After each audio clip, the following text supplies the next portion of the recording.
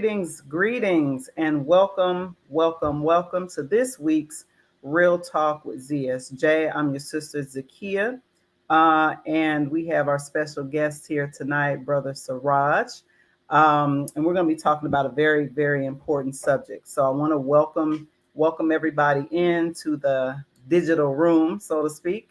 Make sure you hit the like button and share. This is going to be a very important conversation. So hit the like button and share.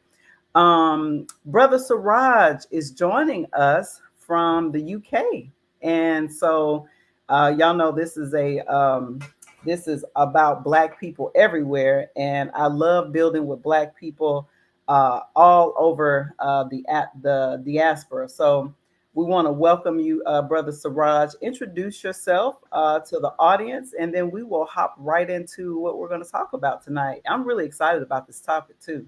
Introduce yourself. Likewise, peace and blessings, sister, and peace and blessings, family. BBA Fodier, Hotep greetings. Yep. Yes, great to be back on the show. It's great to be back on the show. My name is Siraj Oloboyega Tukumbo Odekunle. Yep, that it sounds like a mouthful.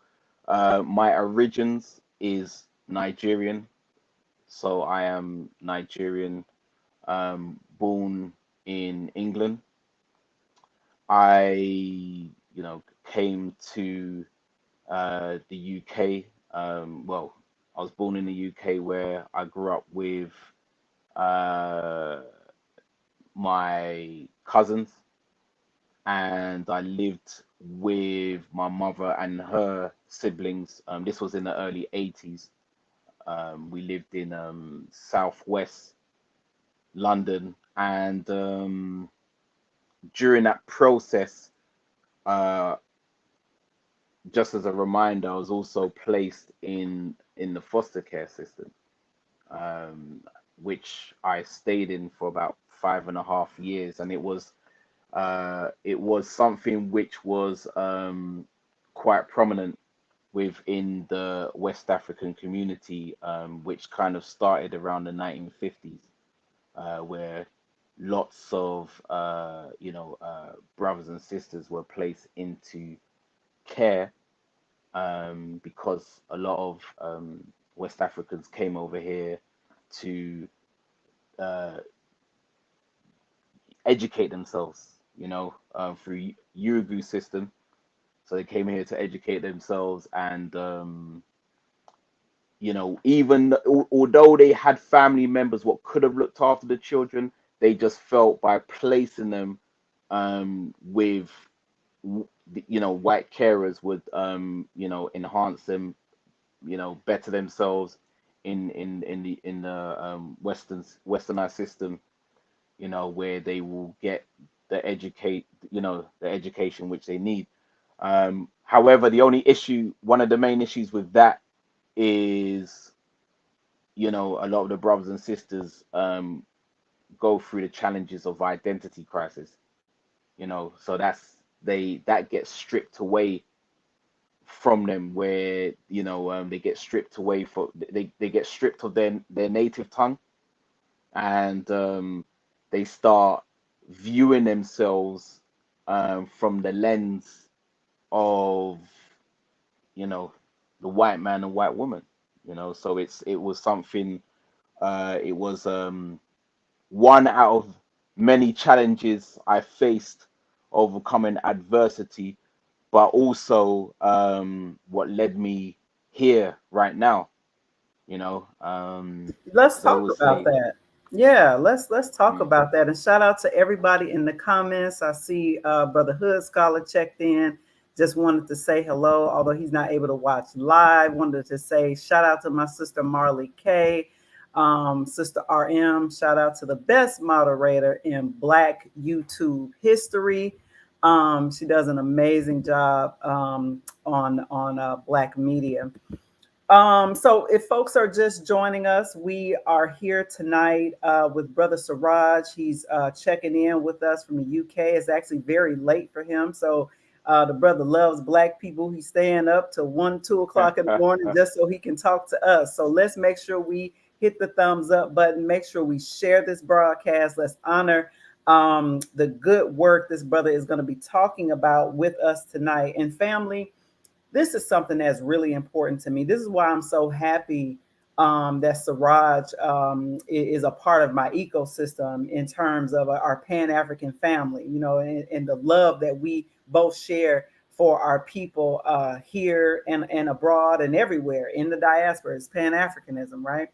And and one of the things that I care about is I care about all Black people, but I have a particular affinity for our men, and I do that because I am very keenly aware of our shared struggle, of our shared history, but I'm particularly aware of the particular how do I say it? Just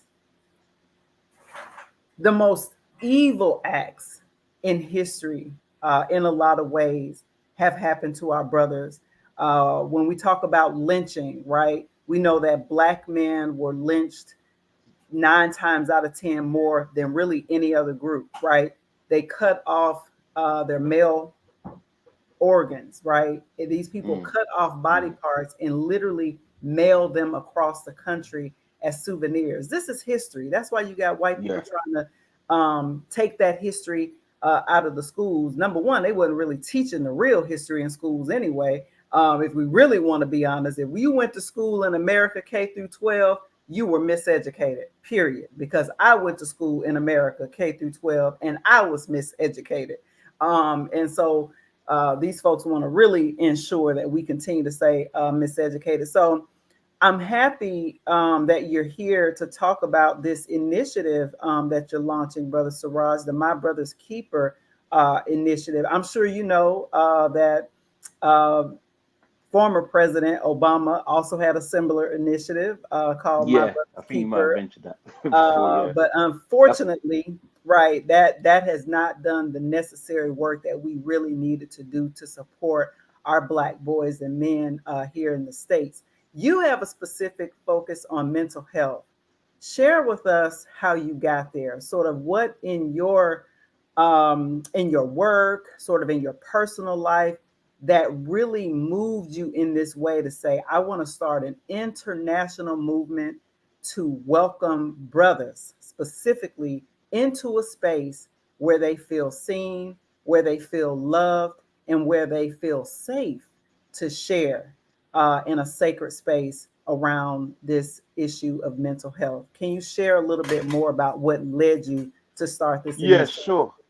Well, yeah, with my brother's keeper international, and that's why felt like adding the international to my brother's keeper because I know it's my brother's keeper has been used over the years, in so many different narratives and so forth. Uh, my brother's keeper international, it was basically another initiative I which was more or less the catalyst from what I was previously doing with the Man in the Mirror project, which most people know me for, or the Man in the Mirror documentary, which basically talks about my life as a not just as a black male in England, but a Nigerian growing up in England, and also basically touches on my experience overcoming adversity and also all the other problematic factors which come into play when it comes to the black family and the obstacles they face in the system, such as mental health, the public school system, uh, parenting. There was so many different subjects which we did touch on, which we felt was a concern. So in regards to mental health, because I mental health is part of my upbringing and also my background, it kind of led me to basically go into creating the Man in the Mirror project. And obviously, the Man in the Mirror project was more of a independent venture, which I was obviously pursuing with, going around hosting public speaking engagements about how how the community cripples our people, but obviously specifically black men and so forth. I also basically at a later stage, I basically created a presentation called "The Truth Behind the Black Man's Abuse." I was That's supposed, important. yeah, I that don't mean to cut you off. That's go. important. Let me share why I think that's important. Um, so in this social media age, people do everything on live, and it's so harmful in many ways. It's like you have to be careful, what you see on social media. And I was actually watching something from the association of this is an experience I had this week that I want to share with you, because what you said, it triggered why my response was what you said, the truth behind sort of what we see in the behavior outwardly of black men. Oftentimes Mm, we don't understand that there's something behind that there is some trauma there, that there is something that has happened to that young man or young boy that has influenced. I'm not going to say it's the cause, because we do have to control ourselves, but it influences sometimes the behaviors that they see, and oftentimes it's a cry for help.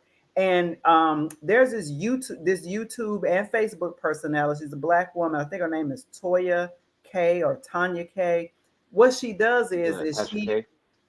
Mm, no, not Tasha.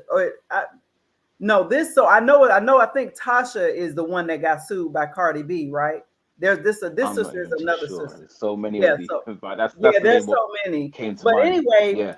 this sister here, her specific thing is that she responds to viral videos of violence and other things.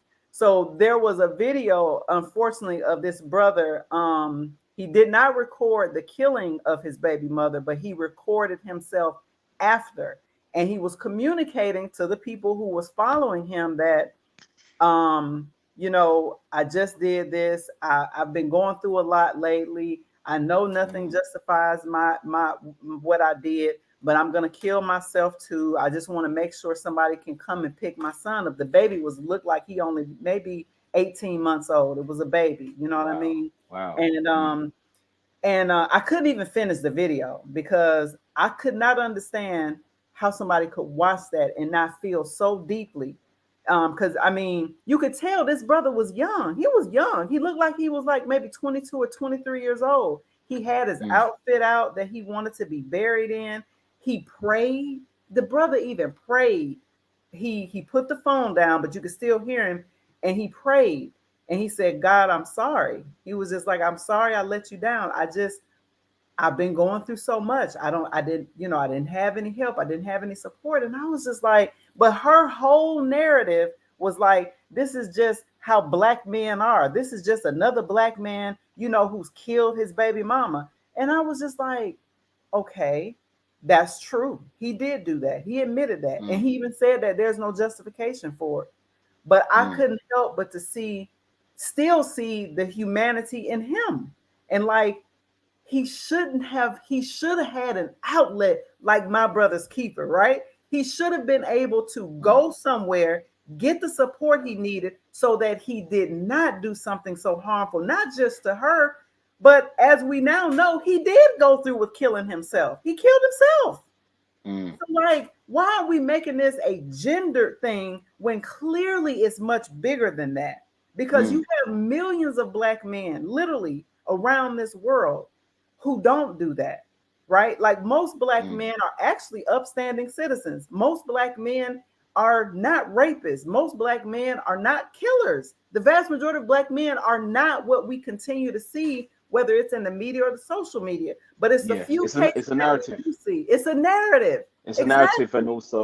and also you know, sorry to cut you, sister. It's a narrative No, which has please. I want you been to speak to this. it's a narrative which has been painted as well as being tainted. And also when it comes to figures, you Right. know, figures also can also be manipulated, because this narrative, we have to also look who's behind the narrative.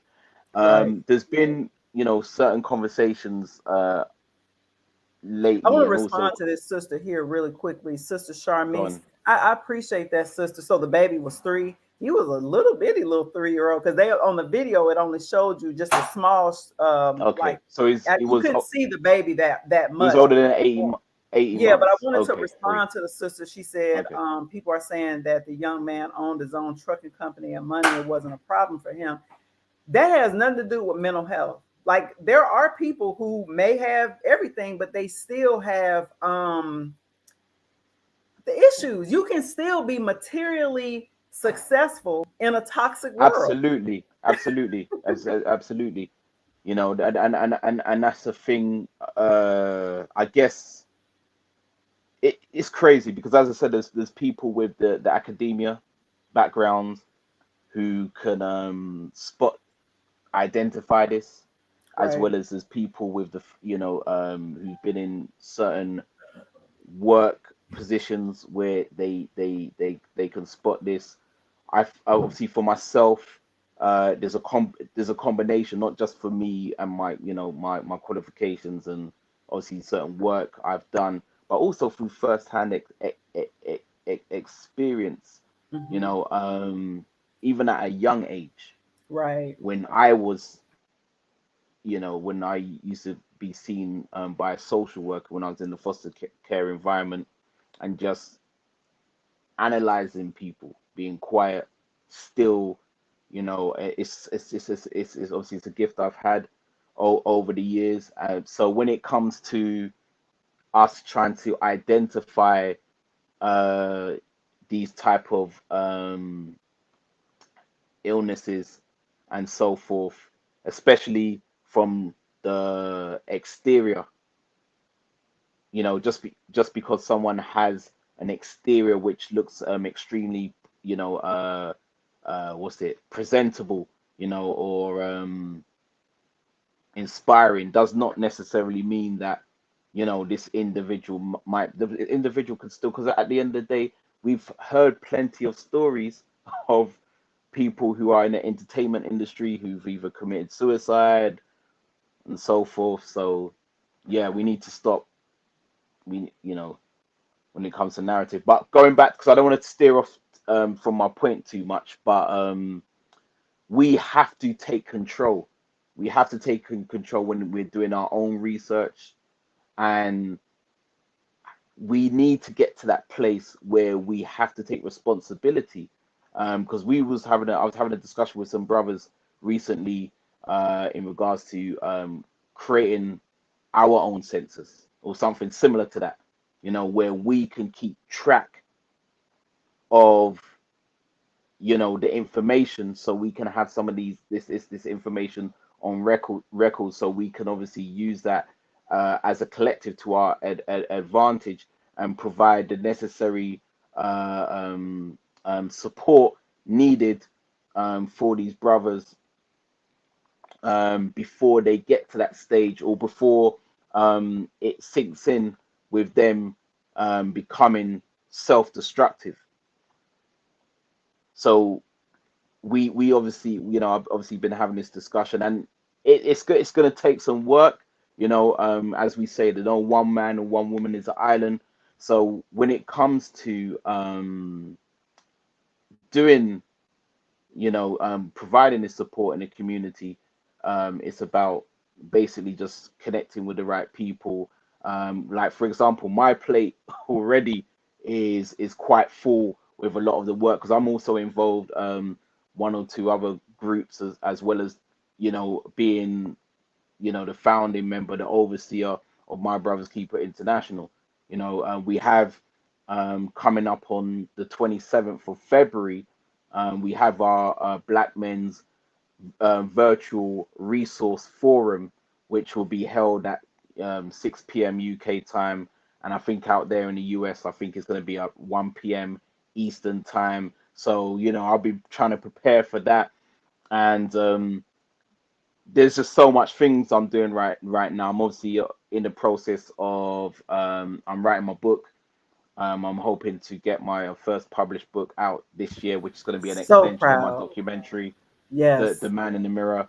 So that's one thing I'm going to be focusing on, and I will also be preparing to come back into the United States next year to um, host the event, the truth behind the black man's abuse, and there's so many other things I am doing at the moment. So It's obviously amazing. when it I want comes to send to a shout out it, to brother. I hope it's a brother or sister, son from Brooklyn for the super chat. You are correct. Black men can be seen as everything except a victim. Unfortunately, I think you're right. I think that in this country, our brother here, Siraj, is in the UK. But I know certainly in the United States, America has done a good job of ensuring that we never see our brothers as victims. But as a black woman, I could never allow myself to be socialized in the way that I view my own husband, who I love dearly, and my own son. Black women, we birth black men. I don't understand sisters who are against black men because we birthed them. We literally birthed our nation. And so um yeah, I could never be socialized in that way, and I appreciate you for the super chat. But brother Siraj is finished telling us about all these amazing things that you have coming up, because what I want to tell the brothers who are watching is, man, make sure y'all share this, right? Like, this is a resource. This is an international organization that our brother Siraj has set up.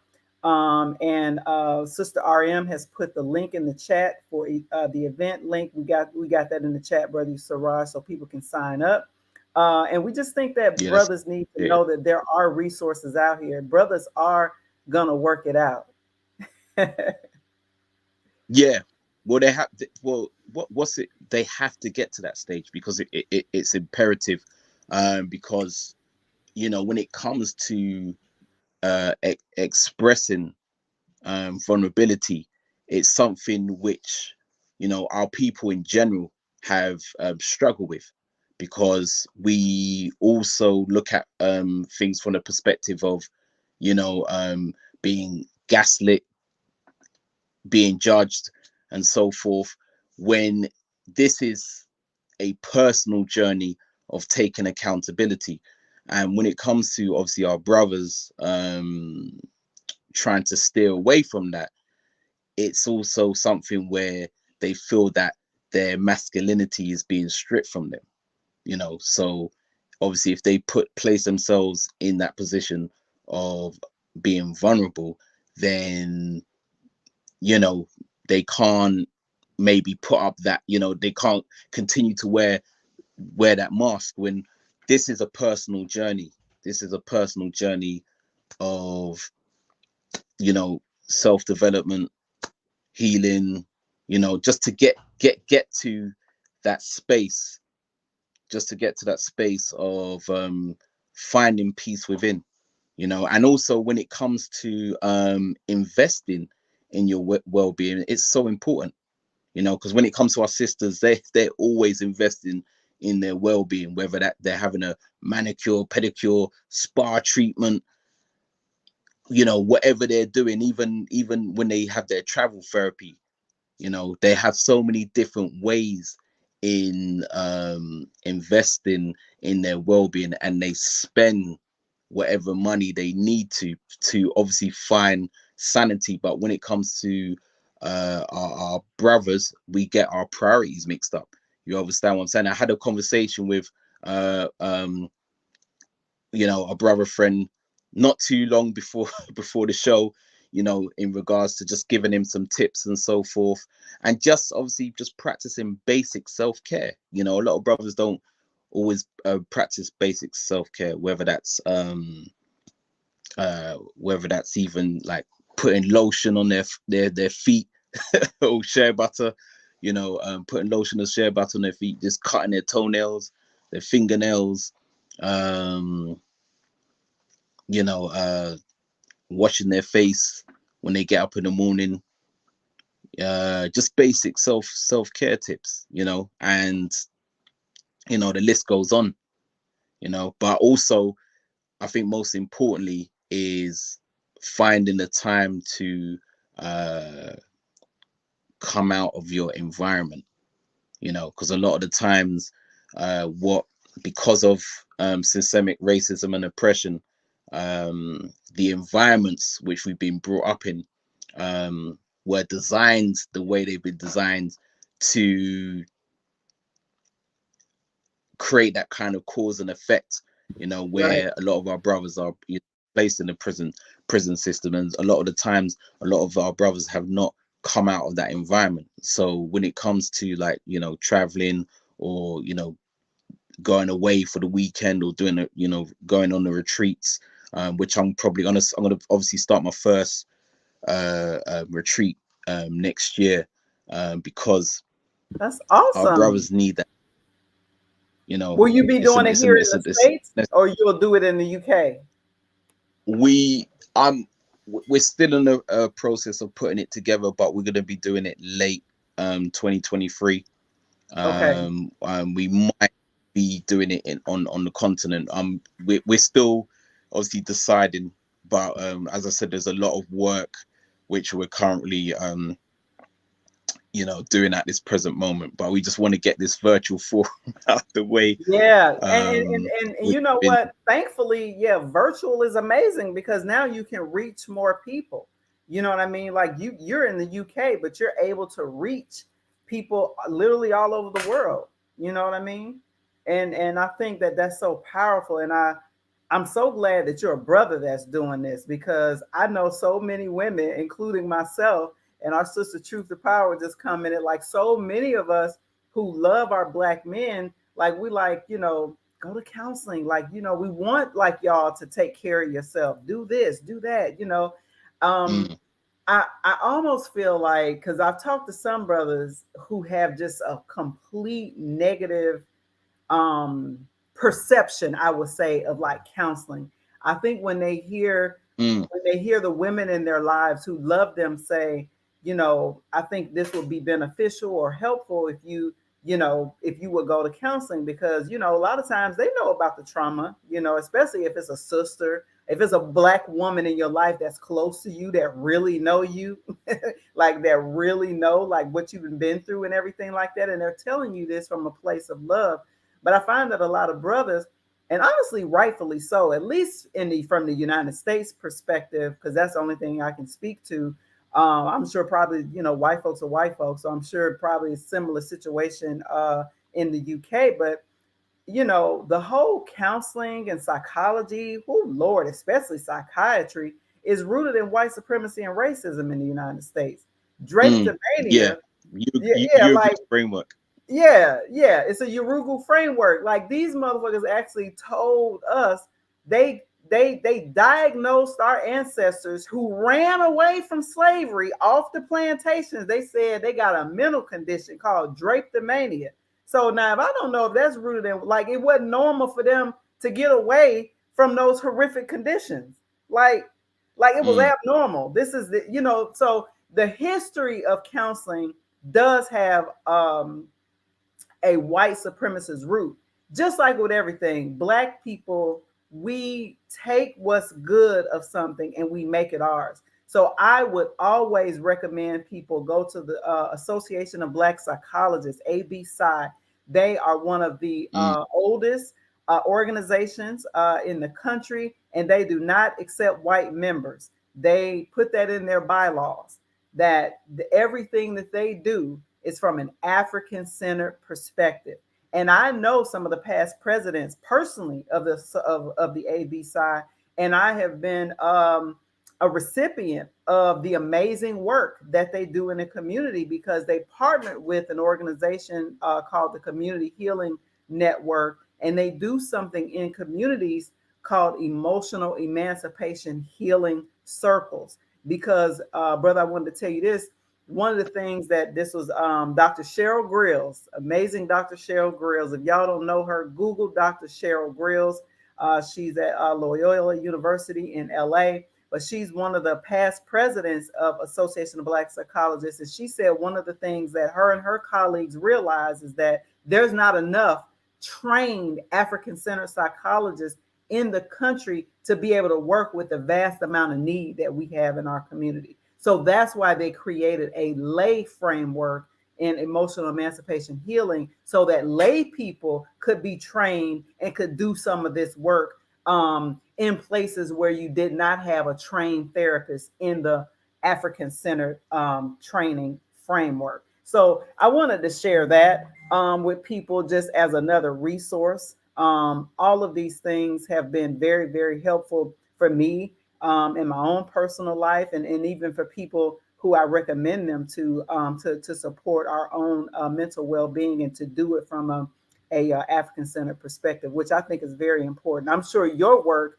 does the same thing, because I know that you prioritize an African-centered Yeah, etymology. we definitely prioritize African centered.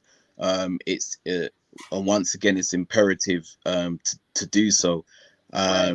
We definitely also, need to reintroduce rites of passage, because Yes, that's what is gonna help our people move forward. Especially absolutely. when it comes to our brothers. But one of the key elements is to make sure we decolonize by any means necessary. You can't implement no framework without decolonizing. We Period. have to decolonize mind, body, and soul by any means necessary. So that's Right. what we need to do. Because if we're not colonizing, then we're going to continuously fall into these self-destructive behavior habits, as well as also fall into that mindset of being our brothers and sisters, Yeah. enemies. You know, Right. so this is what happens when we don't decolonize, and that's why it's imperative to, because obviously when it comes to our trauma, obviously our traumas is deep rooted. you Hmm. know it's deep, it's extremely deep rooted, because obviously it goes back to how our people were treated 500 years plus. Yes, absolutely. There's it's Yeah, called mm, there's a scientific word for that. Mm, I can't think of it right now. But basically ancestral yeah, memory. Yeah, ancestral yeah, memory for yeah, sure. yeah. And also, but another reason why I wanted to another reason why I decided to create this platform as being international, was because we already have a disconnect. We already have that disconnect as a people, especially when people perceive uh, people from different parts of the globe with this whole stigma, which kind of more or less separates us, because Hmm. everybody's kind of thinking that they're better than this person, due to their geographic location, Right. and the best thing for us right now is to come together, as a people, like I globally, completely agree. regardless Globally. of, yeah. So when I come, like normally when I come to the US, and I've also you know done events in the past, come to the US, I've come with humility, because I realize, oh, the brothers and sisters from the US are, they're still my family. That's right. you know.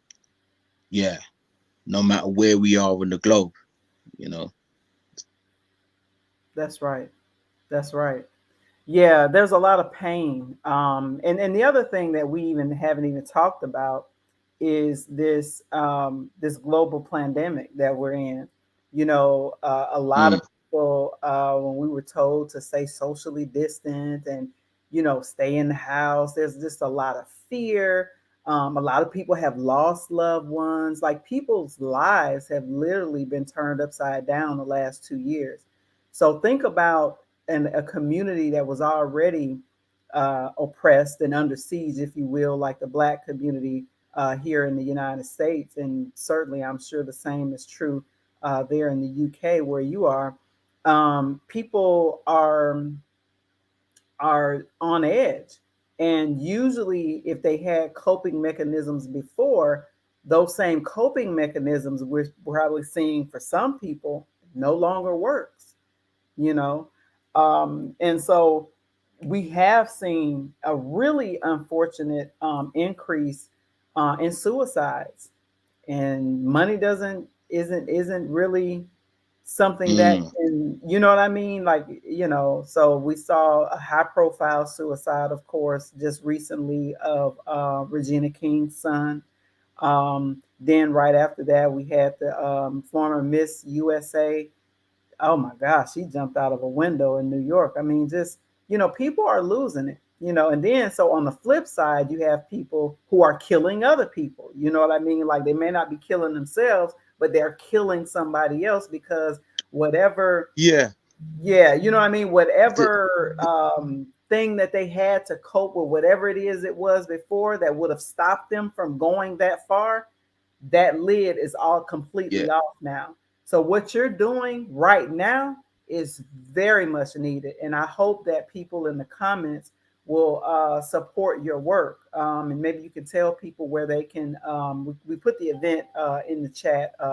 My moderator, Sister RM, put the event in the chat for people to sign up. So hopefully people will direct the Black men in their lives to be a part of this and really share this video with them, so that they know that there are resources out there that's there for their support. So it breaks yeah, my heart every absolutely. time I It's see. it's definitely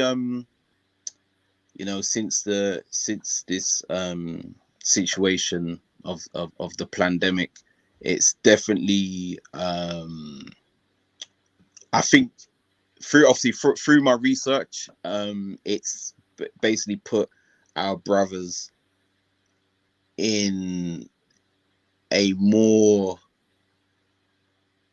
deep space of depression. Yeah, From obviously the research I've done over the past, let's say, I don't know, that's 12 months, maybe 12, 17 months now.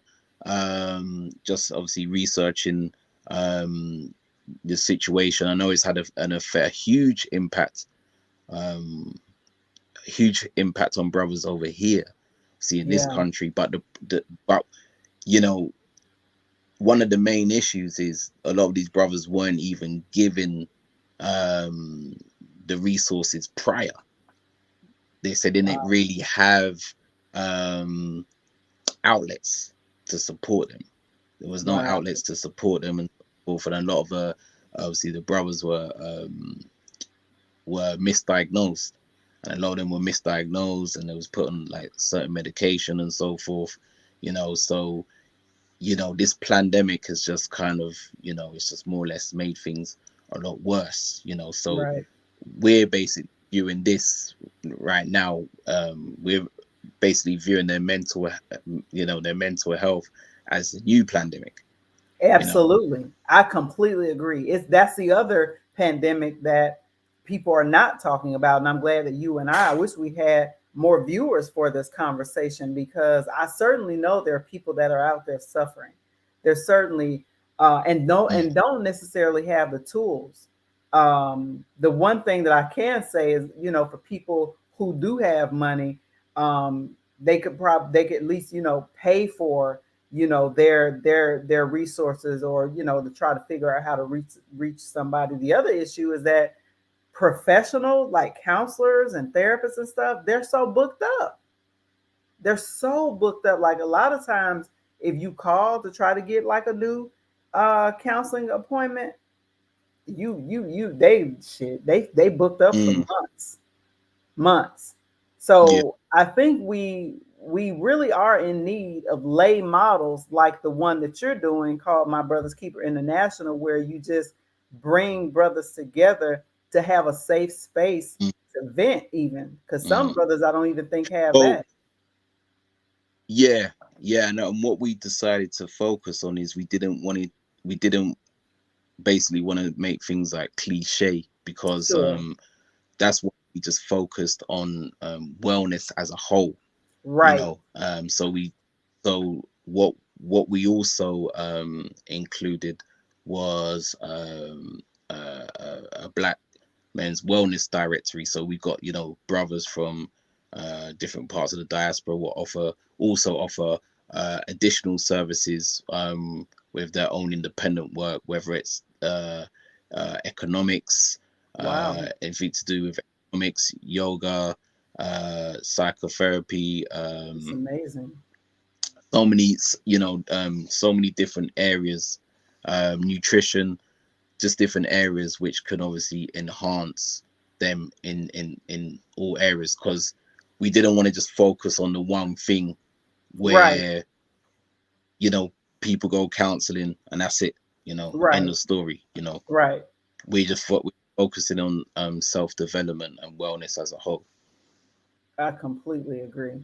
That's it Yeah. needs to be a holistic, well-rounded support system, for Absolutely. brothers. And I'm glad that you have all those tools in there, because for some brothers, the root of it is economics. Not might not be able to find, the kind of job they need to be able to support their family, their children. It's just so much. um, and it's like I said, it's really it's exacerbated now, like you said, with this pandemic. So thank you so much, honestly, for creating this space. And like I said, I hope people share this video with folks, that they care about in their lives, people, that you're connected to, brothers specifically who you feel like, may see this as a resource. We put the link in the chat. RM, if you could drop the events link again, so that people can have that link and can share that with other people, with other brothers, so that they can sign up. What's the date, brother, that you all will have the official launch? 27th of February. 27th of Yeah, February. it'd be, That's yeah, amazing. um, held at, scheduled at 1 p.m. Eastern. one Okay. p.m. Eastern. It would be 6 p.m. in the UK. Right. So 1 p.m. and 6 p.m. in the UK. So that's amazing. Anything? Thanks, RM. She dropped the link again. So people, make sure y'all share that link with any brothers you have, specifically for our Black men.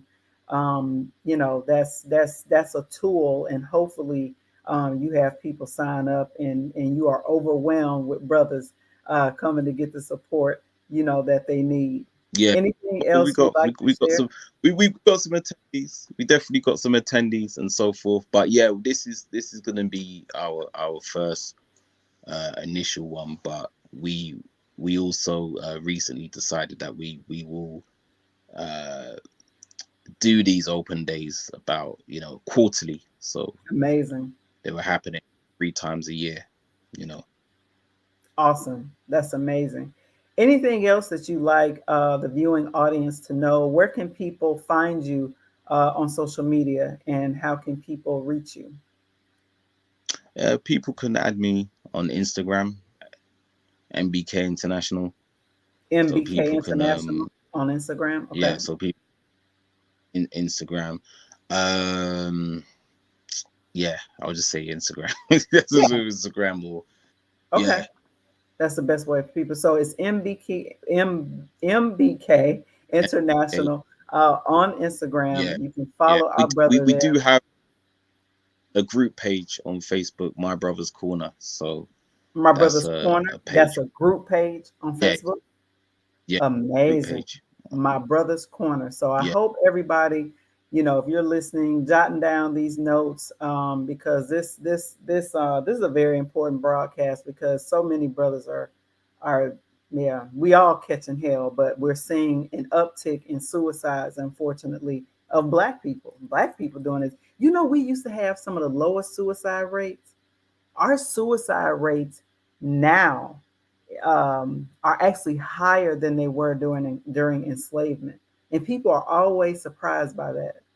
I'm not, though, mm, because mm, and my rationale um, is that I think the conditions obviously were deplorable, but I think that there was obviously much more unity, and Africans still had their own cultures and customs that kept them. The spirituality piece kept them. absolutely. You know Yeah, what I I mean? was about to. That's so important. And Yeah, that's another thing that Dr. Cheryl Grills always pointed out. She said the one thing about Eurocentric psychotherapy is that they don't include spirituality. We do. The Association mm, of Black Psychologists. We know that for Africans, that is very important and central to us. Our faith, right? Our spirituality, um, our connection to our ancestors, all of that. Like you were bringing out rites of passage, all of that kind of stuff is yeah, very, very important to us culturally.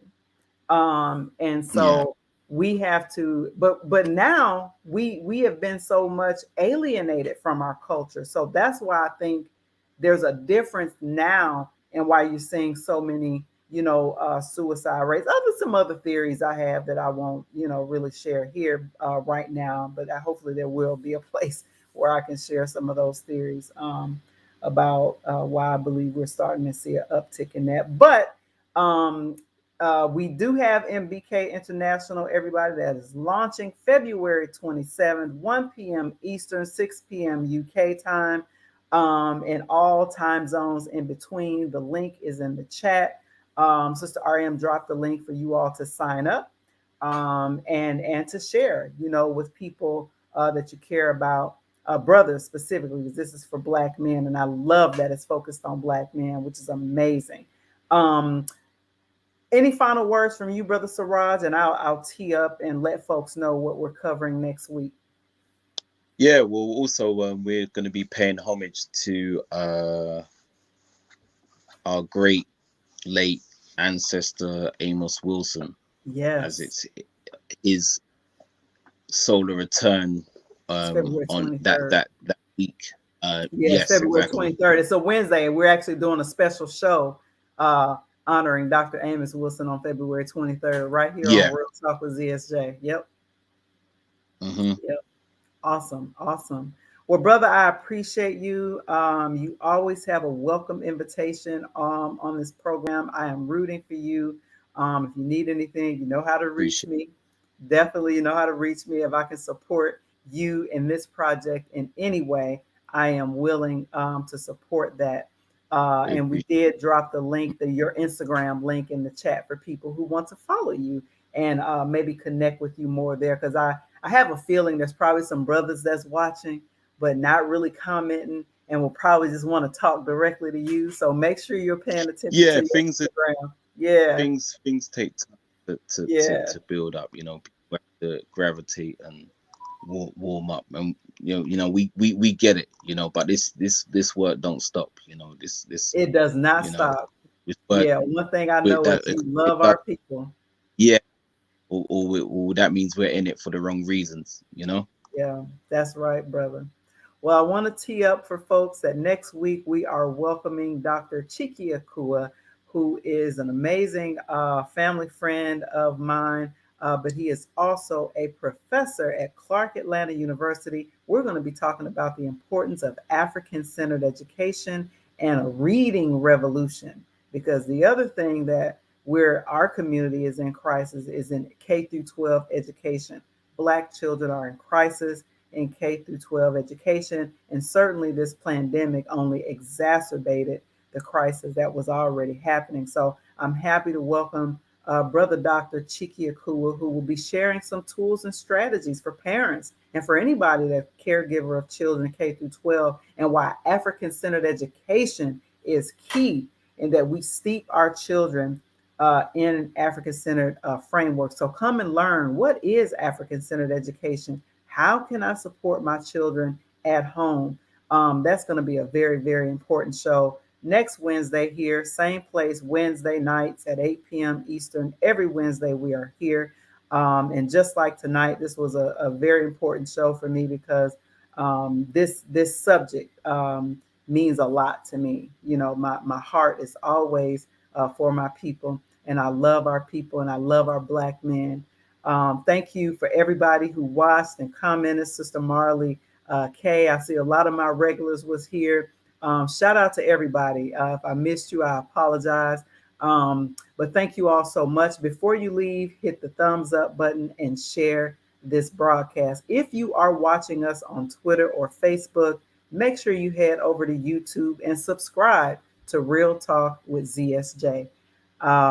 Until next week, guys. I will see you next week, but I might do some impromptu lives in between now and next week. So make sure you hit the notifications bell when I go live. Thanks, Brother Siraj. Good night to you. Take care, everyone. Good night.